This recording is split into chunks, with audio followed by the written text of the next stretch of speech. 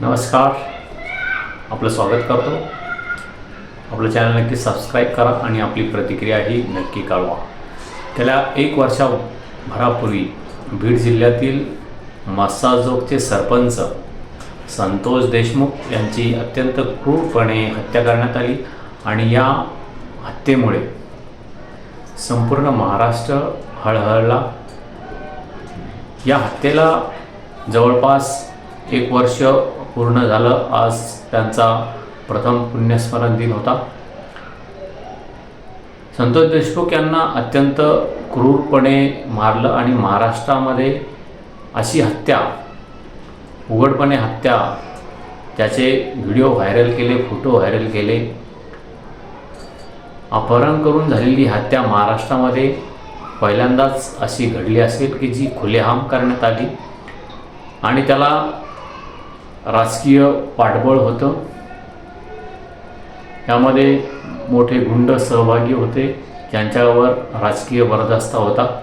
त्यामुळे आपलं कोणी वाकडं करू शकत नाही या भावनेतून संतोष देशमुख यांचं अपहरण केलं आणि अत्यंत क्रूरपणे ही हत्या करण्यात आली. त्यांना संतोष देशमुख यांनी पाणी मागितलं तर त्यांच्या तोंडावर लघवी केल्याचं समोर आलं. अत्यंत क्रूर, जी माणुसकीला काळिमा फासणारी, राज्याला काळिमा फासणारी ही हत्या होती. आणि या हत्येमध्ये संतोष कुटुंबियांना, संपूर्ण महाराष्ट्र त्या संतोष कुटुंबियांच्या पाठीमागे उभा राहिला. संतोष देशमुख यांच्या कुटुंबियांना न्याय मिळेल या अपेक्षेने अनेक आंदोलने झाली, मोर्चे काढण्यात आली आणि संपूर्ण समाज या कुटुंबियांसोबत होता. न्यायाच्या आजही संतोष कुटुंबीय देशमुख न्यायाच्या प्रतीक्षेत आहे. संपूर्ण राज्य न्यायाच्या प्रतीक्षेत आहे. अशा प्रकारे जर एखाद्याची हत्या होत असेल, अत्यंत क्रूरपणे झालेली हत्या आणि खुलेआम या हत्येचे व्हिडिओ व्हायरल केले जातात, फोटो व्हायरल केले जातात आणि एवढे सारे पुरावे असूनही जे प्रमुख आरोपी आहेत त्यांना अटक करण्यासाठीही वेळ लागते. त्यानंतर पुन्हा त्यांना शिक्षा सुनावण्यासाठी वेळ लागते. तर या कायदा आणि सुव्यवस्थेवर, न्यायव्यवस्थेवर संशय व्यक्त करण्याची वेळ महाराष्ट्रावर आलेली आहे. 1 वर्षभरात या प्रकरणातील जे प्रमुख आरोपी आहेत यांना शिक्षा सुनावलेली गेलेली नाही. संतोष देशमुख यांचे जे भाऊ आहेत धनंजय देशमुख आणि त्यांच्यासह संपूर्ण महाराष्ट्रानेच या प्रकरणातील जे काही आरोपी आहेत त्यांना फाशीची शिक्षा व्हावी अशी मागणी करण्यात आलेली आहे.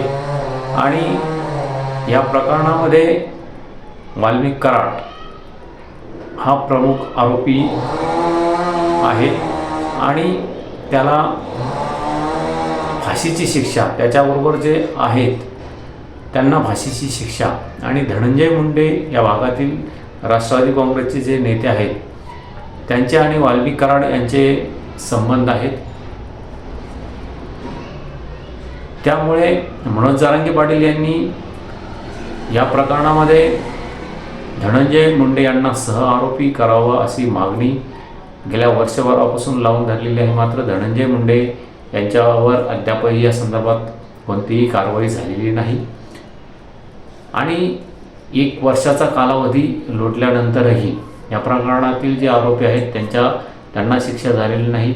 इतर काही जे राजकीय वरदस्त आहे त्यांनाही या प्रकरणात क्लीन चिट जवळपास देण्यात आलेली आहे का अशी एक चर्चा आता सुरू आहे. त्यामुळे अशा प्रकारे जर महाराष्ट्रामध्ये हत्या झाली आणि त्याला जर तात्काळ शिक्षा झाली नाही तर हे महाराष्ट्राचं गुन्हेगारीकरण होण्यास पाठबळ मिळू शकतं का? अशा प्रकारच्या घटना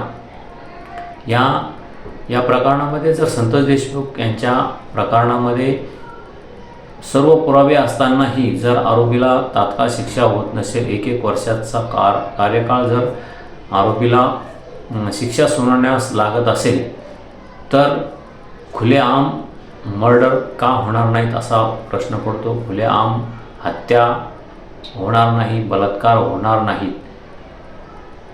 जर अशा प्रकारे तुम्ही न्यायव्यवस्था असो की पोलीस प्रशासन जर त्यांच्याकडून जलद गतीने हे प्रकरण सोडवले गेले नसेल तर अशा हत्या या आपल्याला दररोज पाहायला महाराष्ट्रामध्ये मिळतील. महाराष्ट्र हा बिहार होतोय का असा सवाल यामुळे प्रश्न उपस्थित केला जात आहे.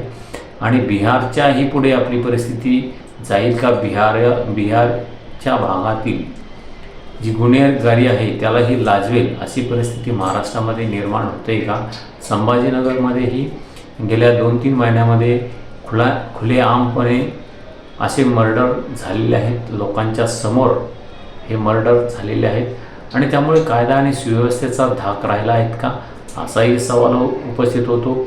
आणि त्यानंतरही जर पोलीस प्रशासनाने यांच्यावर कारवाई केली तर पुन्हा ते प्रकरण न्यायव्यवस्थेकडे जातं आणि न्यायव्यवस्थेमध्येही या प्रकरणामध्ये खून असो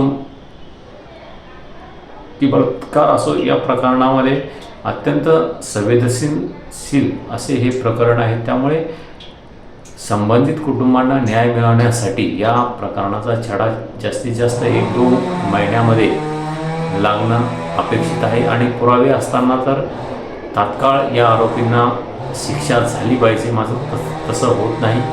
गेल्या काही दिवसापूर्वी एका 3 ते 5 वर्षाच्या मुलीवर एका व्यक्तीने क्रूरपणे बलात्कार केला, हत्या केली आणि त्यानंतरही त्याला फाशीची शिक्षा द्यावी म्हणून न्यायालयामध्ये प्रचंड लोकांनी गर्दी केली. असा दबाव असूनही कायदा आणि न्यायव्यवस्थेला या आरोपींना शिक्षा का करता येत नाही असा सवाल आता सर्वसामान्यांना पडायला लागलेला आहे. आणि त्यामुळेच ह्या आरोपीचं फावतं का? आणि अशा प्रकारच्या घटना आपल्याला दररोज घडताना दिसत आहेत का? जागोजागी घडताना दिसत आहेत का असाही एक सवाल उपस्थित होतो. संतोष देशमुख यांचं प्रकरणही असंच आहे की या प्रकरणामध्ये खुलेआममध्ये ही हत्या करण्यात आली. त्याचे फोटो व्हिडिओ लोकांना व्हायरल करण्यात आली. आमची दहशत बीडमध्ये अशी आहे आणि ही दहशत आम्ही कायम ठेवू असा एक इशारा या माध्यमातून दिला जातोय. गेल्या काही दिवसापूर्वी धनंजय मुंडे त्यांचे जे सहकारी होते वाल्मिक कराड त्यांची आठवण धनंजय मुंडे यांनी काढली. त्यामुळेही हे प्रकरण अत्यंत तीव्रपणे यावर लोकांनीही नाराजी केली गेली. आणि मनोज जरांगे पाटील यांनी तर धनंजय मुंडे यांना फाशीची शिक्षा द्या यामागे धनंजय मुंडे आहेत असा आरोपच मनोज जरांगे पाटील यांनी केलेला आहे. त्यामुळे या सर्व प्रकारच्या अशा मागण्या होऊनही पोलीस प्रशासन, सरकार, गृह खातं नेमकी महाराष्ट्रामध्ये काय करतंय असा सवाल उपस्थित होतो. जर एखाद्या व्यक्तीची खुलेपणाने हत्या होत असेल तर या प्रकरणातील आरोपी लवकर पकडले जात नाही आणि पकडले गेले तर त्यांना 2-2 वर्ष, 5-5 वर्ष, 10-10 वर्ष जेलमध्ये ठेवलं जातं आणि पुन्हा सोडून दिलं जातं. न्यायव्यवस्थेच्या माध्यमातून ते या प्रकरणातून आपल्याला बाहेर काढण्याचा मार्ग शोधत असतात. आणि असं घडत असताना जर या लोकांना फाशीची शिक्षा होत नसेल, शिक्षा केली जात नसेल तर अशा प्रकारचे हत्या, अशा प्रकारचे बलात्कार हे होणार आहेत आणि हे वाढणार आहेत. या संदर्भात राज्य शासनाने, केंद्र शासनाने या प्रकरण गांभीर्याने घेऊन अशा प्रकरणातील जे आरोपी आहेत हे फास्ट्रॅक कोर्टावरती हे प्रकरण चालवले गेले पाहिजेत आणि त्यांना तात्काळ शिक्षा ही झाली पाहिजे. अन्यथा अशा प्रकारच्या घटना या घडतच राहतील असं आपल्याला एकंदरीत दिसतंय.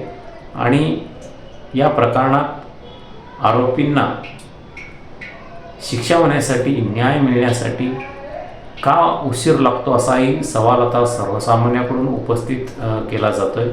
आपण आपली प्रतिक्रिया नक्की कळवा की असे जर खुलेआम खून होत असतील, बलात्कार होत असतील आणि त्या प्रकरणातील आरोपींना जर पकडलंही गेलं असेल तर त्यांना का शिक्षा होत नाही, त्यांना का सोडलं जातं, असे अनेक सवाल आपल्याही मनात उपस्थित होत असतील.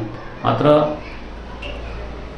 असा सवाल उपस्थित करण्याशिवाय सर्वसामान्याच्या हातात काहीही नाही असं दिसतंय. आणि त्यामुळे ही गुंडगिरी प्रवृत्ती वाढत चालली आहे. महाराष्ट्रात दररोज खून, मर्डर, चोऱ्या होत आहेत. याकडे आपल्याला दुर्लक्ष करून चालणार नाही. या संदर्भात राज्याचे जे सरकारमध्ये बसलेले आहेत, गृहमंत्री आहेत, मुख्यमंत्री आहेत, त्यांनी या संदर्भात तात्काळ लक्ष घालून या प्रकरणात असे प्रकरण घडणार नाही यासाठी तात्काळ काय कारवाई करता येईल याकडे लक्ष दिलं पाहिजे, अशी अपेक्षा आपण करूया. आपली प्रतिक्रिया नक्की कळवा. आपलं चॅनल नक्की सबस्क्राईब करा, शेअर करा. धन्यवाद. थांबतो.